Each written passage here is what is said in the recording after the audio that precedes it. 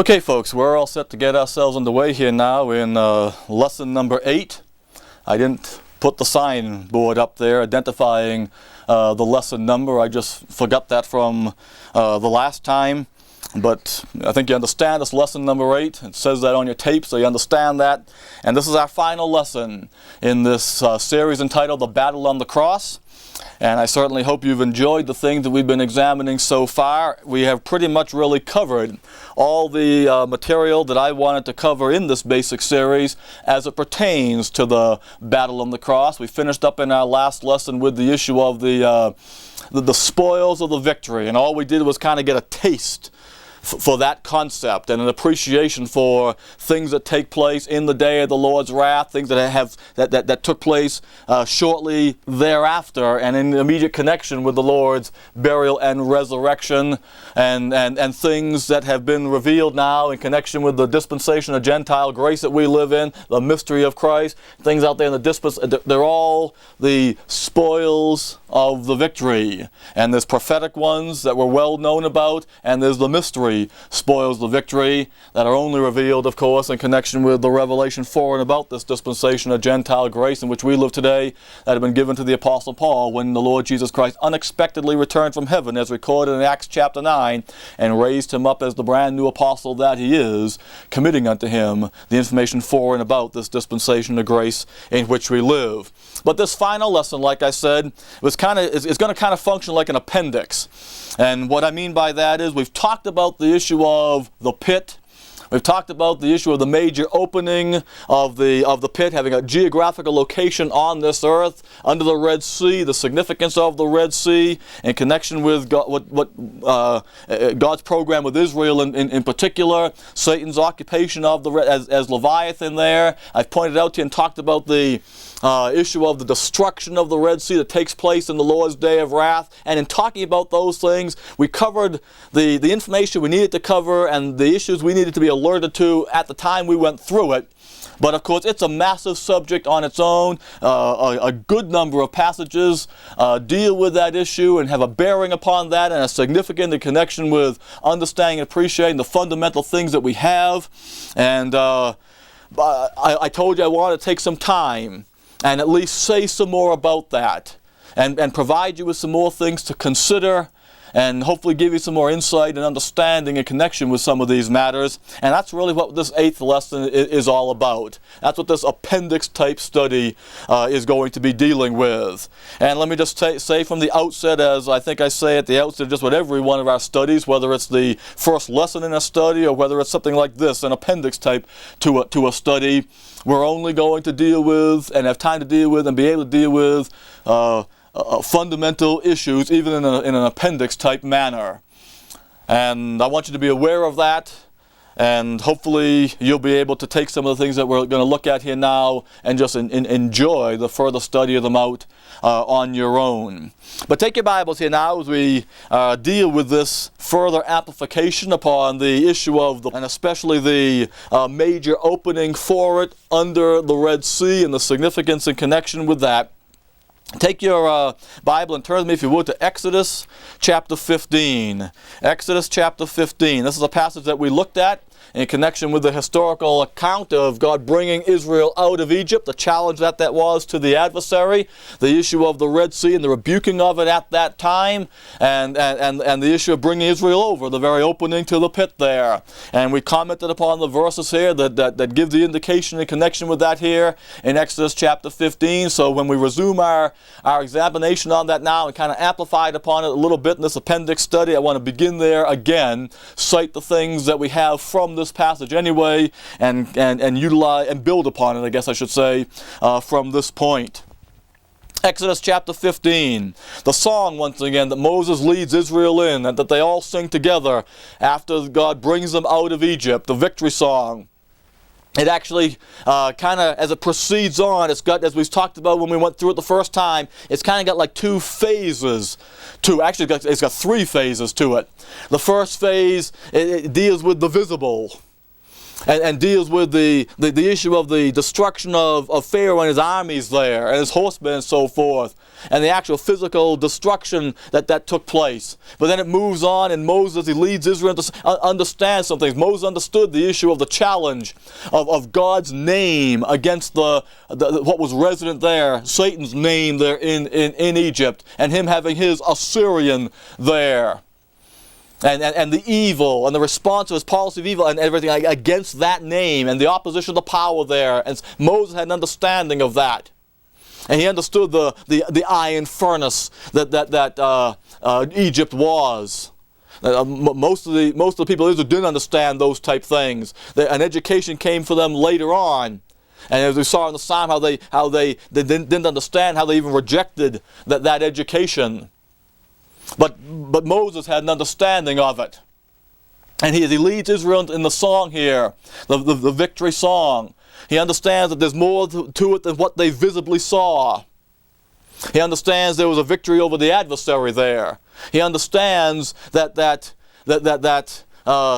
earth swallowed up the enemies. He understands that Israel went across the very place where the earth could swallow them up. He understands they went across the very place where the pit could open. And they could have gone down. But God congealed the depths in the midst and the heart of the sea there. And he understood they went across Leviathan's territory. He understood that God made a right of way, so to speak, through Leviathan's territory. And then when Moses expresses those issues, he understands now. In the third part, he leads Israel into an appreciation and an expression of them going to God's land now. They've gone through the barrier once again. And they're going to go to God's sanctuary, the place he's made to dwell in. And he's going to bring the people he's purchased. See, Moses understood a purchase took place there. Moses understood a lot. Well, once again, I'm just reminding you of what we've seen already here. So you get that frame of reference going again, and the mental juices, so to speak, are flowing in connection with this. Well, pick it up in verse 8 here once again. It says, and with the blast of thy nostrils. Moses talking about what God did was in the blast of thy nostrils. It's interesting. You know, it's a blast of his nostrils. That's an expression describing the wind that parted the waters there. But Moses understands that's an expression of God's blasting with and the rebuke of the Red Sea that's spoken about later, and the waters dividing up. God rebukes the Red Sea there. He understands the significance of that body of water. In fact, he originally broke up his decreed place for the sea, as spoken about in Job there. And he allowed the adversary to take up residence right next to the place where he had chosen for his, and the beams of his chambers had been laid. You want some further help on that issue? If you haven't got the video series entitled Biblical Earth Science and Astronomy, you ought to get that video series. And you'll learn a lot about the land and the original Eden and everything. And then for the significance of the proximity of Egypt there and the breaking up of the land for the sea and the Red Sea being up in that area and so forth. But the Lord understood what that was all about. And when he comes there after having stripped the adversary of every one of his powers of opposition against his people there and in that great iron furnace, and having backed him up to the position of his strength, and to have him function as Leviathan in the sea there. He's in the sea there now, functioning as Leviathan, and he's ready to take the keys and open the pit up there, and Israel's going to try and go across, and he's waiting to just open it up and have them go bloop, bloop, bloop, all the way down in. The Lord, with a blast of his nostrils, the waters were gathered together. The flood stood upright as a heap. The waters were gathered together, and the earth, the dry, is exposed there, and the opening of the pit is exposed there, and the floods stood upright as a heap. And they performed those walls on either side. And that demands that the very opening of the pit be passed over No choice. That's where they have to go. And then it says, and the depths were congealed in the heart of the sea. And congeal, when you congeal, you solidify the thing. And that's just not so that the mud and the muck and everyone stick to their feet and all this kind of business. It says the depths were congealed in the heart. The depths their issue is the abyss concept. And they were congealed in the heart of the sea. That deep mire, that abyss of mire there that we saw in the 69, that's congealed in the heart of the sea there. The enemy said, I'll pursue, I will overtake, I'll divide the spoil, my lust shall be satisfied upon them, I'll draw my sword and my hand shall destroy them. It's like a singular enemy there, because the one who's behind it all is the adversary himself. Thou didst blow with thy wind, the sea covered them. They sank as lead in the mighty waters. Who was like unto thee, O Lord, among the gods? Who was like unto thee, glorious and holy, fearful in praises, doing wonders? Thou stretched out thy right hand, the earth swallowed them. Israel walked across the congealed depths in the heart of the sea. When Pharaoh's armies tried it and everything along those lines, then thou didst blow with thy wind, the sea covered them. They sank as lead in the mighty waters. You stretched out your right hand, the earth swallowed them. When God congeals the depths of the heart of the sea and the adversary can't get the door open, so to speak, and Israel's just going across on the top of the whole thing, and then God uncongeals the depths in the heart of the sea, and the Pharaoh's armies come across, and the waters come back, and physically they drown, and then the earth swallows them up. Their dead bodies are seen on the seashore there, as the end of chapter 14 says, but their souls and spirits had gone down into the heart of the earth. The earth swallowed. Now look what happens when the earth swallows someone up. Come over to Numbers chapter 16. Numbers chapter 16. In connection with the Korah and his cohorts incident. Numbers chapter 16. You know the incident here. We won't take the time to go over the details of it. You can fill in the details on your own if you're not familiar with them. And even if you are familiar with them, some details here that help you to appreciate the nature of this kind of judgment all that much more when it does take place. But it's the judgment that I want you to see in connection with Korah and those in association with him. And I want you to see what Moses says about the earth opening its mouth and swallowing them up. Where'd they go when that happened? Numbers chapter 16, verse 28. And Moses said, Hereby ye shall know that the Lord hath sent me to do all these works, for I have not done them of mine own hand. If these men die the common death of all men, or if they be visited after the visitation of all men, then the Lord hath not sent me. But if the Lord make a new thing, and the earth open her mouth, and swallow them up, and all that appertain unto them, and they go down quick into the pit, then you shall understand that these men have provoked the Lord. And it came to pass, as he had made an end of speaking all these words, that the ground clave asunder that was under them. And the earth opened her mouth and swallowed them up, and their houses, and all the men that appertained unto Korah, and all their goods. They and all that appertained to them went down alive into the pit, and the earth closed upon them, and they perished from among the congregation. Now first of all, I want you to notice it says, if the Lord make a new thing and the earth opened her mouth, well, didn't it just say back there in Exodus chapter 15 that that's what took place? The earth swallowed them up? Yeah. That's why the Lord's going to open another place here and allow them to go down to the pit. But where this takes place is not the normal opening of the pit. That's why I keep on saying the major or the normal opening of the pit is under the Red Sea. The Lord here, though, caused the earth to open her mouth and they went down. But this is not the normal one. This was a new thing. The normal one's back there under the Red Sea. But notice now in connection with this, it says there in verse 30 again. If the Lord make a new thing and the earth open her mouth and swallow them up and all that appertain to them, and they go down quick into the pit. Not just quick, although it's that too, but alive down to the pit. That's the alive will come out down in verse 33 there. But notice when the earth opens her mouth, that's where you go.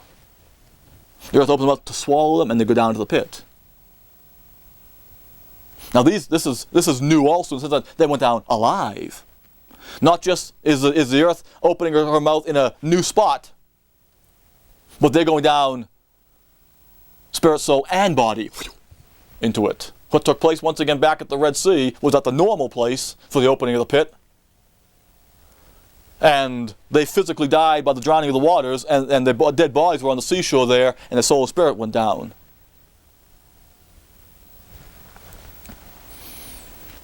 By the way, there's some significance in that make a new thing concept here, but it has to do with the context here and the provocation and the nature of what's taking place here, and it's not germane to us at the present time, although it's very germane to this stage in God's dealings with Israel and this kind of event that's taking place. Once again, verse 31 says, "And it came to pass, as he had made an end of speaking all these words, that the ground clave asunder that was under them.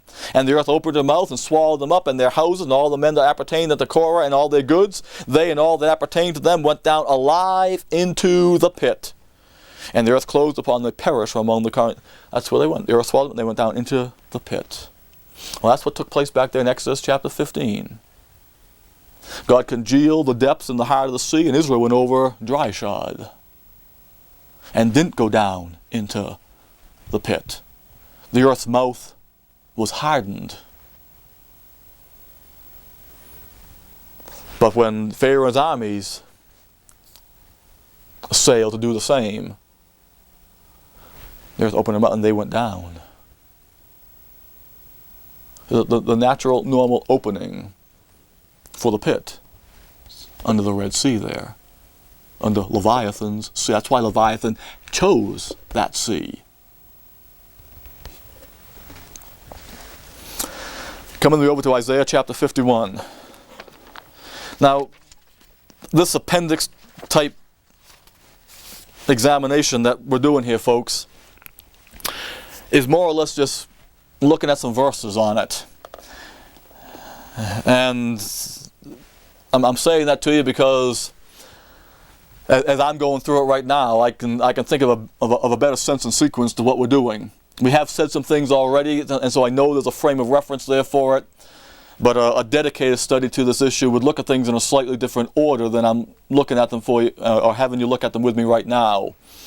And I hope that doesn't produce any confusion, although I fully expect that the things we're examining are things that you're going to chew on, to put it that way, for a while. And that's fine, nothing wrong with that at all. Anyway, Isaiah chapter 51 here. And I want you to be thinking about what we're going to look at here in Isaiah chapter 51 in view of the significance of where we are. Let me turn this way again and not wrap myself up in this mic cord. You've heard me point out a number of times in this series of studies here the significance of Isaiah 40 through 66, the 5 men of the Davidic covenant gone over and all that business.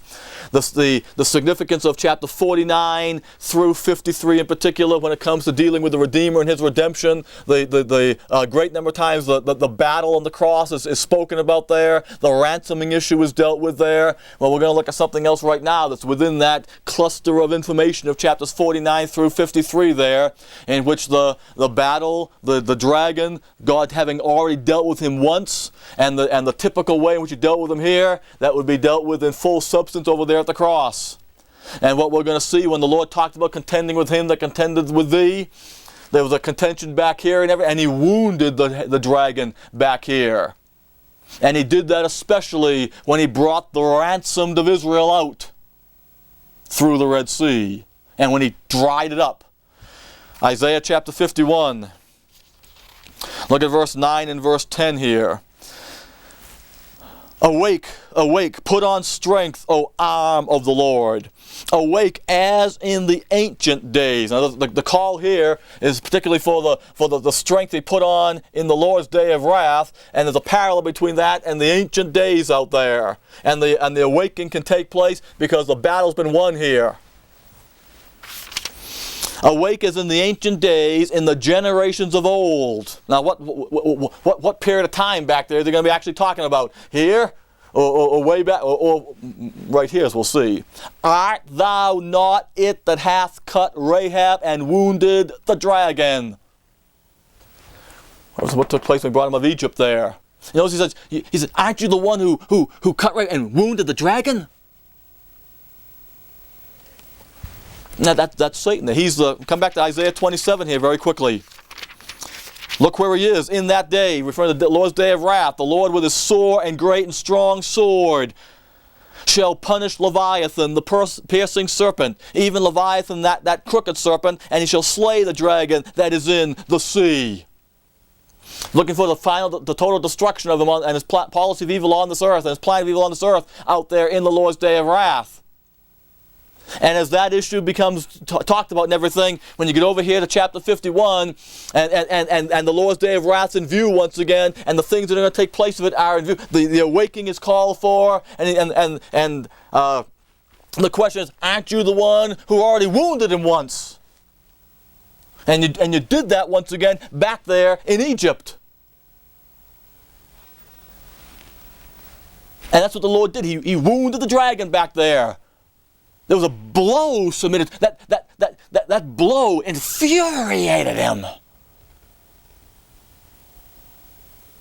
You know what it's like when you wound a dragon?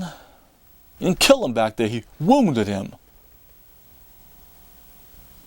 It produced a rage against the one who wounded him. An interesting thing spoken about Leviathan in the book of Job. The physical creature Leviathan that Satan modeled himself after. That king of the children of pride. And talks about Job doing battle with him. And talks about the sling stones and all that kind of business. And talks about the fact that when you do those type of things and he's wounded and everything, the rage that comes up in that thing. Lord wounded the dragon in the sea back there. And infuriated him. So as we talked about on the battle on the cross, he'd hold nothing back. And it's kind of like this, he goes, I'll get even with you and I'll dump everything I got. And that's what he did.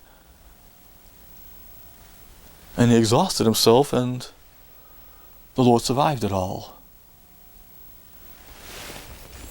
But the issue right now, when he wounded the dragon there, and notice how he did, verse 10. Art thou not it which hath dried the sea, the waters of the great deep, that hath made the depths of the sea a way for the ransomed to pass over?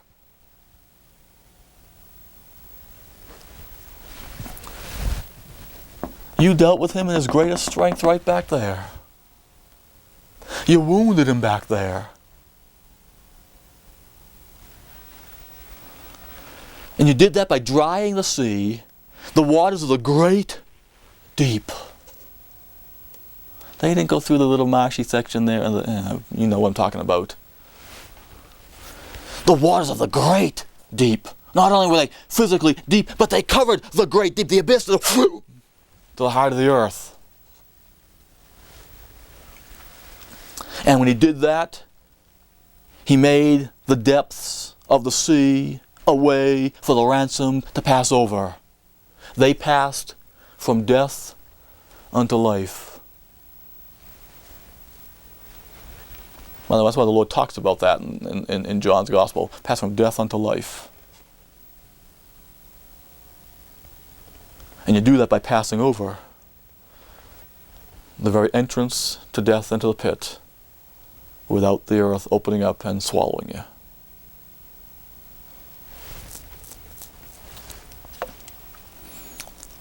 Notice they were his ransomed. He's dealing with the adversary there. Talking about his greatest point of strength. Like I said, you need to think about that in the context of everything that's going on here in chapters 49, what was said previously in chapter 49 and 50. That's why this is being spoken about in the proximity of the battle on the cross. Look back to the early part here of chapter 50. After just describing the issue of the contention, the battle that's coming in the end of chapter 49, and before actually setting forth the historical details in advance of the Messiah engaging in the battle in verses 6 and down through verse 9. The opening verse of chapter 50 said, "Thus saith the Lord, where is the bill of your mother's divorcement whom I have put away? Or which of my creditors is it to whom I have sold you? Behold, for your iniquities have you sold yourselves, and for your transgressions is your mother put away." You sold yourselves into his captivity, the adversary's captivity. "Wherefore when I came was there no man, when I called was there none to answer? Is my hand shortened at all that it cannot redeem? Have I no power to deliver?" Once he's answering the question back there, shall the prey be taken? Shall the lawful captive be delivered? Haven't I got the power? Haven't I got the power to deal with that mighty one? To deal with that devouring character? "Behold," he says, "look at something that demonstrates my power. Behold, at my rebuke I dry up the sea." Well, how is that going to help dealing with the adversary? It helps the whole business, a whole bunch of business, if you know the adversary lives in that sea. And you know that thing's that Red Sea there that he dried up it covers the very porthole of strength for that guy, the opening of the pit.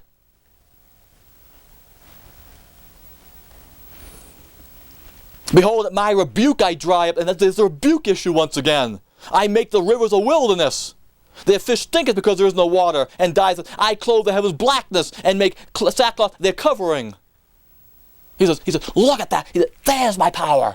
That's the ancient days issue once again back there. He says, what I've done back there gave you a foretaste and gave and infuriated the cat. So I'll do it there, and I'll produce it out and give it to you.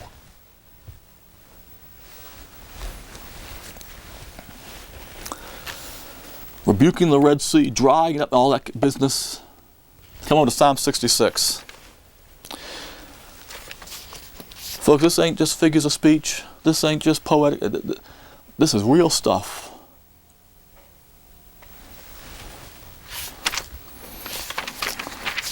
And half of what the Lord did back in his program with Israel can't be understood and appreciated without this.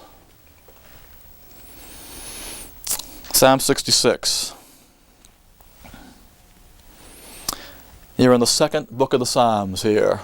You're dealing with the deliverer and his deliverance. You're dealing with the very issues we've just been talking about there, the ability to deliver on the basis of having done the ransoming. "Make a joyful noise unto God, all ye lands. Sing forth the honor of his name, and make his praise glorious. Say unto God, how terrible art thou in thy works. Through the greatness of thy power, thy enemies submit themselves unto thee. All the earth shall worship thee, and shall sing unto thee. They shall sing to thy name." Notice the issue here is not the nations responding because of a gospel of God's grace going out to them and a dispensation of Gentile grace. The issue is the Gentiles responding in view of what takes place in the Lord's day of wrath, his terrible works. And the greatness of his power to his enemies, making them submit.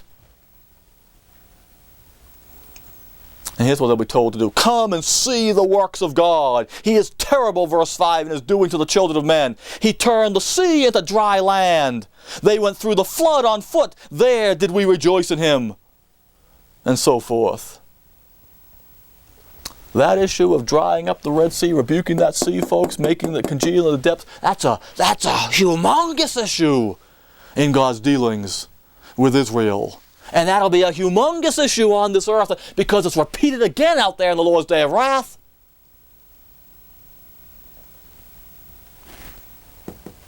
And the children of men out there will be able to go see it when it's over. And they'll be able to see the dragon that was slayed in the midst of the sea. And the pit will be opened. Isaiah 66.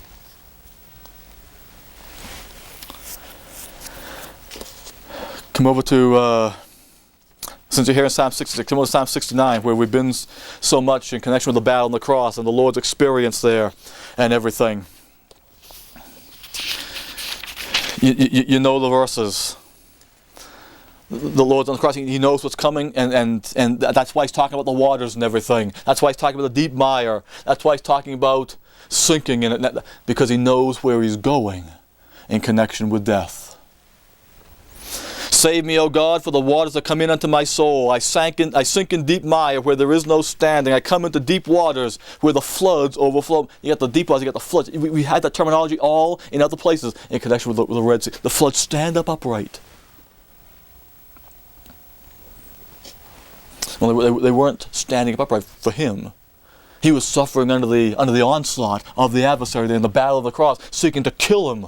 So the adversary could take Him with his hand and bind him hand and foot and bring Him. Men had already bound His hands and His feet, and the adversary, when he did, bind him hand and take the whole thing, soul's weight, and bite down in there.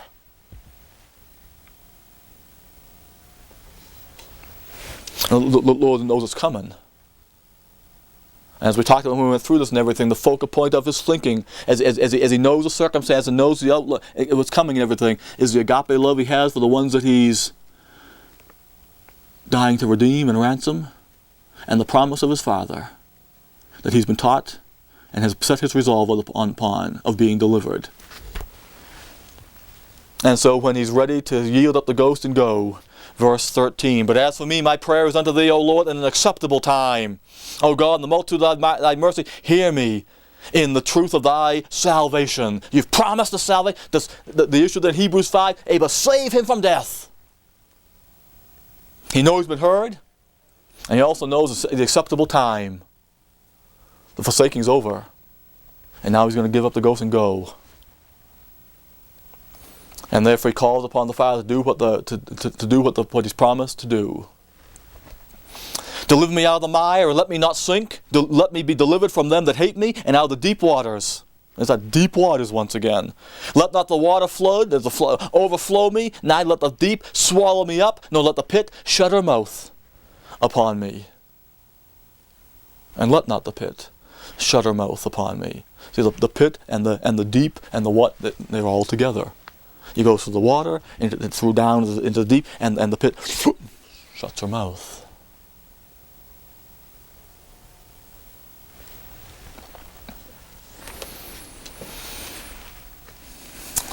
Come to Job 38. Job 38. Job 38 is a fascinating passage. We spend some time on it, although we just scratched the surface in the Bible video mini-series entitled Biblical Earth Science and Astronomy, and some fascinating things that we look at in connection with that tie and help you to appreciate some of the things we're considering right now. But here in Job chapter 38, the Lord asked Job a bunch of questions here, as everybody realizes. What most people don't realize is why He asked them the questions that He asked them.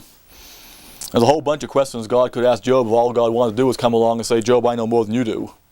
Or Job, I'm bigger than you are. Or Job, I'm more powerful than you, and all this kind of business.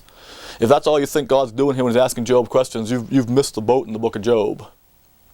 By the way, the book of Job was written way in advance, but it's written especially to deal with the remnant of Israel out there in the Lord's day of wrath, when they become Satan's, when they enter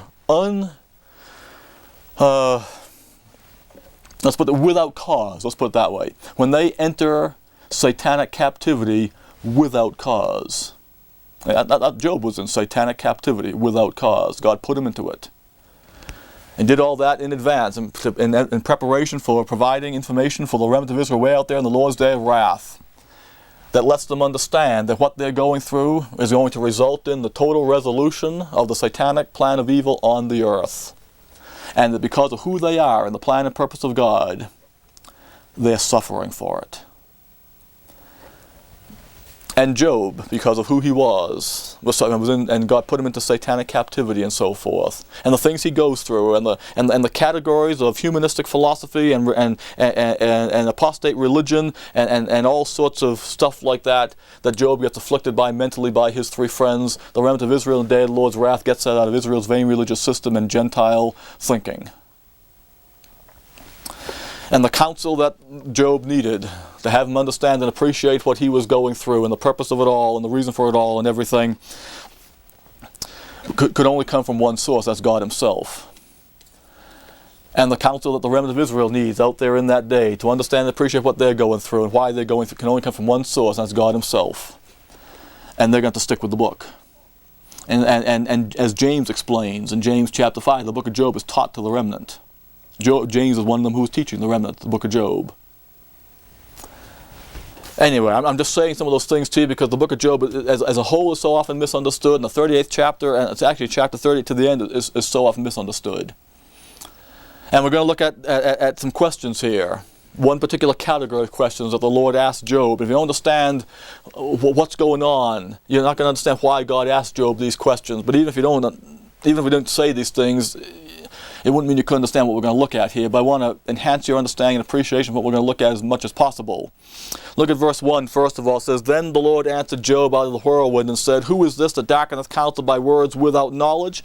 Gird up thou now thy loins like a man, for I will demand of thee, and answer thou me. He says, Who is this that darkeneth counsel by words without knowledge?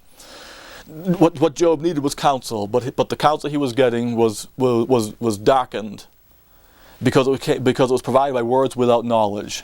By the way, folks, you can do an awful lot of damage as a counselor if you don't have words with knowledge. Darkened counsel is better than no counsel, is worse than no counsel at all.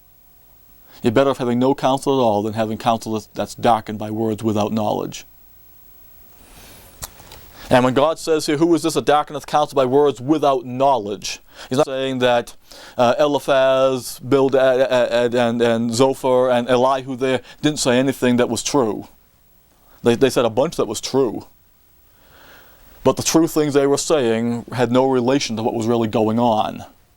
When the Lord says words without knowledge, what he's talking about is he says, these guys are talking about a whole bunch of stuff, but it doesn't have any relationship to the knowledge of the truth of what's really happening to you, Job. But the questions that God asks Job have information contained in them that make it so that Job hears words with knowledge.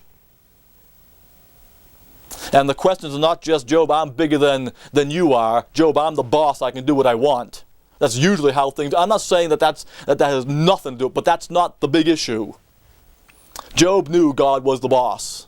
No matter how much Job was complaining, he knew God was the boss. He admitted that a number of times. The counsel God gives him is the fact that what Job needed to know was that what he was going through was part of what God was doing when it came to resolving his conflict with the usurper and the repossession of the earth. And so when God asked Job a whole bunch of questions about the earth and everything, there are a whole bunch of questions that produce a doctrinal frame of reference for Job. And they're not just questions designed to get Job to drop down his jaw and go, huh?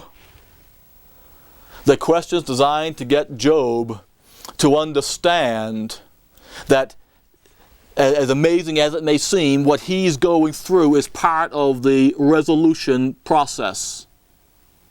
And that God has got a plan involved for dealing with the adversary and for taking back the earth. And believe it or not, Job, you're involved in it. Now, that helps you understand a whole bunch of the questions and why they're asked and everything. That helps you understand why most of the questions that are asked have to do with something going on out there in the Lord's day of wrath. But in connection with that, there's one particular set of questions that God asked Job to help form this understanding in Job's mind. But as he asked the question, the questions he asked has to deal with the very place that the adversary's strength is located. Job chapter 38, verse 16. He says, "Hast thou entered into the springs of the sea? Or hast thou walked in the search of the depth? Have the gates of death been opened unto thee? Or hast thou seen the doors of the shadow of death?" Now that's a set of questions, and they're related, and they're all talking about the same thing and the same area and the same issue.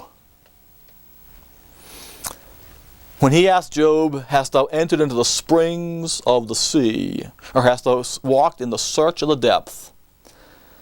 The seas in his mind and the springs of it. The places at the bottom of the sea where water is coming out from in the interior of the earth. And he says, have you entered into that, Job? That's the location he wants Job thinking about. And then he says, "Or hast thou walked in the search of the depth?" There's a sea he has in mind here with the spring, and you walk. He says, "Oh, have you walked in the search of the depth?" The search of it. When you're searching it, you're looking for something. Generally, you're looking for something, or you're looking for a place. And that's what the Lord's doing here with Job's thinking, is to bring him to a place in the sea called the depth, the deep, the abyss. And God wants Job thinking about that, because when it comes to dealing with the adversary, dealing with the usurper, you gotta know where he is. You gotta know where his stronghold is. You gotta know the place that he calls home. You gotta know the place where his power is centered. And you'd have to be able to know how to get there, but not only that, you'd have to have the keys to start opening the doors of the place if you're gonna deal with him. Now Job didn't even know. Job knew something was there. He referred to it earlier on. He referred to the covering of hell. He referred to the dead things formed in the waters. He knew that. He didn't know exactly where to go to get to the place. But the issue wasn't just that. Look at verse 17. "Have the gates of death been opened unto thee?" In order for that to take place, you got to have the keys to open those gates. "Or hast thou seen the doors of the shadow of death?" You got the gates of death, and you got the doors of the shadow of death. By the way, when David talks about walking through the valley of the shadow in the 23rd Psalm, he's just not whistling Dixie. He's just not talking about a figure of speech. There's a location where the remnant of Israel will be going in the wilderness area, heading out that way. As the adversary puts the extermination policy into effect against Israel. The 23rd Psalm, by the way, folks, is a tribulation psalm. It's not written for funerals in the dispensation of grace. I don't mean to mock that or anything. But God's written things for reasons. As he talks to Job here about the issue of the gates of death and the doors of the shadow, it's in connection with the sea and the depth there and everything. By the way, that's why when the Lord won the victory on the cross, he took the keys, plural, of death and of hell, because there's gates of death and doors of the shadow of death. He's got all the keys. He can open all the compartments in the pit. He can even open the doors of the shadow of death before you get there. He's got them all.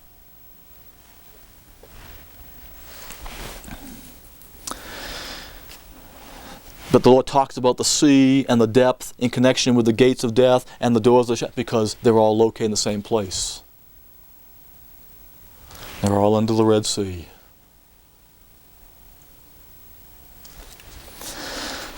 Come with me to, we need 3 places here, and we're running out of time. Romans chapter 10. Romans chapter 10. Deuteronomy chapter 30. And Luke chapter 8. Now you got the evangelist pausing the tape right now, putting on pause till you do that, if you want to do that, and get those 3 places going. Romans chapter 10, Deuteronomy chapter 30, Luke chapter 8. Romans chapter 10 here, Paul's going to make a quote from Deuteronomy chapter 30. Romans chapter 10, verse 6 and verse 7. But the righteousness which is of faith speaketh on this wise, say not in thine heart, who shall ascend to heaven, that is to bring Christ down from above, or who shall descend into the deep, that is to bring up Christ again from the dead. 2 areas are mentioned here. Paul's quote from Deuteronomy chapter 30, which we'll go back to in just a moment. 2 areas are being referred to here, heaven and the deep, both in connection with where Christ came down from onto the earth and where he came up from in resurrection from the dead. He came down from heaven, from above heaven, and he came up again from the dead. He descended into the deep and came up again from the dead. He descended into the abyss, the pit, and came up again from the dead. Now I'll come back to Deuteronomy chapter 30 and notice where Moses said that was. Deuteronomy chapter 30, verse 12. It is not in heaven that thou shouldest say, who shall go up for us to heaven and bring it unto us, that we may hear it and do it? Neither is it beyond the sea that thou shouldest say, who shall go over the sea for us and bring it unto us, that we may hear it and do it? Paul says the sea and the deep, the sea and the abyss are connected. And the sea Moses is referring to here is the Red Sea they just came across from.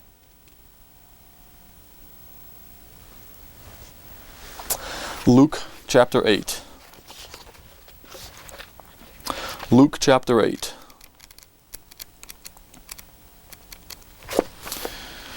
Notice something here. Notice what the unclean spirits, notice what the devils understood. Luke chapter 8. Pick it up here in verse 29. The Lord's going to deal with the man at the Gadarenes here. Cast out the unclean spirit, the devils that are in, and the many, the legion. Let's see. Pick it up verse 29. Verse 28 says, when he saw Jesus, he cried out and fell down before him, and with a loud voice said, What have I to do with thee, Jesus, thou Son of God Most High? I beseech thee, torment me not. For he had commanded the unclean spirit to come out of the man, for oftentimes it had caught him. And he was kept bound with chains and in fetters, and he brake the bands, and was driven of the devil into the wilderness. Interesting things there, by the way, that weren't just done for the fun of it. And Jesus asked him, saying, What is thy name? He said, Legion, because many devils were entered into him. And they besought him that he would not command them to go out into the deep. They besought him that the many devils, besought the Lord, beseeched him, pleaded with him, that he, Jesus, would not command them to go out into the deep, into the abyss. Now, there's a fascinating thing here. Back in Mark, they don't want to go out of the country. That's where the deep is. The deep, the abyss is out of the country. The fascinating thing here, though, what takes place, says, and there was a herd of many swine feeding in the mountain. Of course, there never should have been swine there, but they were. And the Lord's going to kill 2 birds with 1 stone here, so to speak. Herd of many swine feeding in the mountain, and they besought him that he would suffer them to enter into them. And he suffered them. Then went the devils out of the man and entered into the swine, and the herd ran violently down a steep place into the lake and were choked. He ends up getting rid of the swine. There's about 2,000 of them, according to Mark chapter 5. You end up getting rid of the swine there and everything. They didn't want to go out into the deep, out of the country, the abyss, the main location, down into the and be tormented.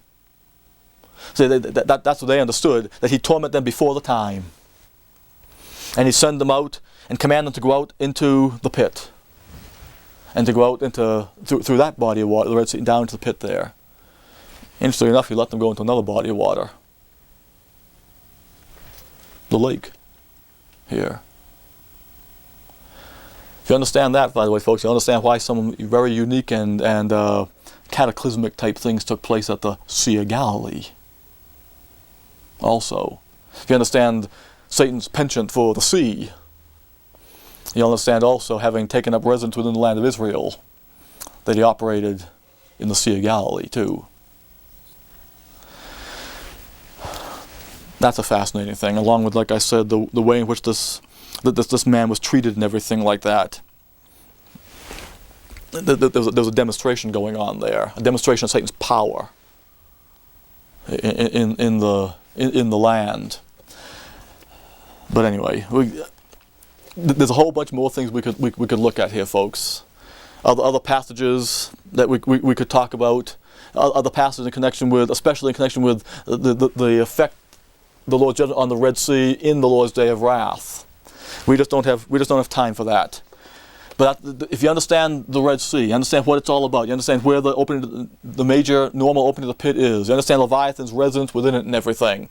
You also understand why the Red Sea is spoken about in the Lord's day of wrath, of being rebuked again, being dried up again. Why in Habakkuk chapter 3, for example, the very flight path the Lord takes when he returns and everything, and the very path he follows when he comes into the land, and so if he comes through the Red Sea again and talks about, was your wrath against the sea? And it's an expression of his wrath against it once again, and how he talks about him drying it up, and he makes a permanent way for the redeemed to pass over. And you got the passage in Isaiah 66 in connection with the kingdom's establishment and everything, and the pit being opened, and when they come into the land once again on the schedule, the nations come into the land, the schedule of worshiping the Lord and everything, they pass by, then they look down, they see the carcasses of men and so forth there, and where the worm dieth not, the fire is not quenched. The pit's going to be permanently opened. The covering, hell's going to be naked. Its covering is going to be gone. Its covering was the Red Sea.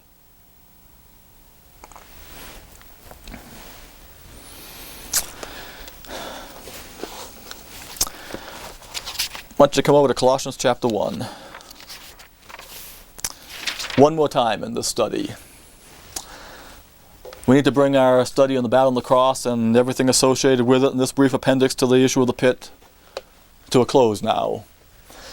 And I want to do that by just reading a few verses here in Colossians chapter 1, ones we're familiar with.